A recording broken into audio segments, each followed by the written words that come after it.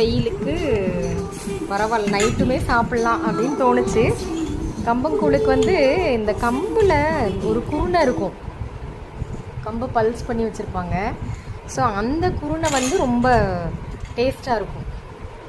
சரிங்களா. ஸோ கம்பு குருணை வாக்கரில் வந்து ஒரு டம்ளர் குருணைக்கு ஒரு 3 டம்ளர் வச்சு குக்கரில் வச்சுட்டு ஒரு 5 விசில் விட்டுறணும்.